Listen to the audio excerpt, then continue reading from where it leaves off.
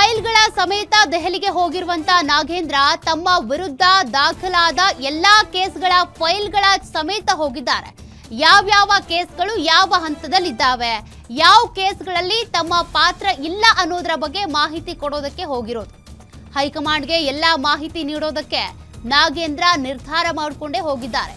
ಹಾಗಾಗಿ files ಸಮೇತಾನೆ high command ನಾಯಕರ ಭೇಟಿಗೆ ಹೋಗಿದ್ದಾರೆ. ಇನ್ನು ಬಿಜೆಪಿಯ ಯಾವ್ಯಾವ ನಾಯಕರ ಮೇಲೆ ಎಷ್ಟೆಷ್ಟು ಕೇಸ್ ಇದೆ ಆ ಫೈಲ್ಸ್ ತಗೊಂಡು ಹೋಗಿದ್ದಾರಂತೆ. ಜನಾರ್ದನ ರೆಡ್ಡಿ ವಿರುದ್ಧ ಕೇಸ್ಗಳ ಬಗ್ಗೆ ಹೈಕಮಾಂಡ್ಗೆ ಮನವಿ ಮಾಡಲಿದ್ದಾರೆ. ಅಂದ್ರೆ ಅವರಲ್ಲೇ ಅವ್ರ ನಾಯಕರಲ್ಲೇ ಇಷ್ಟೆಲ್ಲ ಕೇಸ್ಗಳಿವೆ ಅಂತದ್ರಲ್ಲಿ ನನ್ನ ವಿರುದ್ಧ ಪಾದಯಾತ್ರೆ ಮಾಡೋದು, ಪ್ರತಿಭಟನೆ ಮಾಡೋದು, ಹೋರಾಟ ಮಾಡೋದು, ತಮ್ಮನ್ನ ತಾವು ಹೆಂಗಾದ್ರೂ ಈಗ ಡಿಫೈನ್ ಮಾಡ್ಕೊಳ್ಬೇಕಲ್ಲ.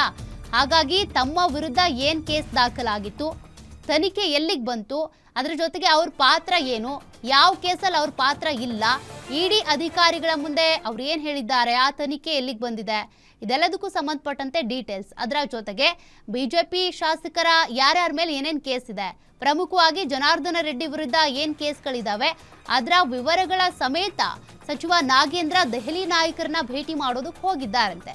ಬಟ್ ದೆಹಲಿಯಲ್ಲಿ ಕಾಂಗ್ರೆಸ್ ಹೈಕಮಾಂಡ್ ನಾಯಕರೇನಿದ್ದಾರೆ ಅವ್ರು ಏನು ಹೇಳ್ತಾರೆ ಅದೇ ಫೈನಲ್. ರಾಜೀನಾಮೆ ಕೊಡಿಸಿ ಅಂತಂದ್ರೆ ತಗೊಳ್ಳೇಬೇಕಾಗುತ್ತೆ. ನಾಗೇಂದ್ರ ಅವ್ರ ಕಡೆಯಿಂದ ರಾಜೀನಾಮೆ ಪಡ್ಕೊಳ್ಳೇಬೇಕು ಸಿಎಂ ಡಿ.ಕೆ. ಶಿವಕುಮಾರ್. ನೋಡೋಣ ಇವತ್ತಿನ ಮೀಟಿಂಗ್ ನಲ್ಲಿ ಏನಾಗಬಹುದು, ವರಿಷ್ಠರು ಏನ್ ಸೂಚನೆ ಕೊಡ್ತಾರೆ, ನಾಗೇಂದ್ರ ಅವ್ರನ್ನ ಡಿಫೈನ್ ಮಾಡ್ಕೊಳ್ಳೋದಕ್ಕೆ ಅಂತ ಏನಾದ್ರೂ ಪ್ಲಾನ್ ಮಾಡ್ಕೊಡ್ತಾರಾ, ಅಥವಾ ಬೇಡ ಇಷ್ಟೆಲ್ಲ ಮುಜುಗರ ಆಗ್ತಾ ಇದೆ ಪಕ್ಷಕ್ಕೆ, ರಾಜೀನಾಮೆ ತಗೊಂಡ್ಬಿಡಿ, ಅದ್ರ ಬದಲು ಬೇರೆಯವ್ರಿಗೆ ಯಾರಿಗಾದ್ರೂ ST ಸಮುದಾಯಕ್ಕೋ ಅಥವಾ ಅಸಮಾಧಾನಗೊಂಡಿರುವಂತ ಶಾಸಕರಿಗೋ ಸಚಿವ ಸ್ಥಾನ ಕೊಡ್ತಾರಾ, ಕಾದ್ ನೋಡ್ಬೇಕಿದೆ.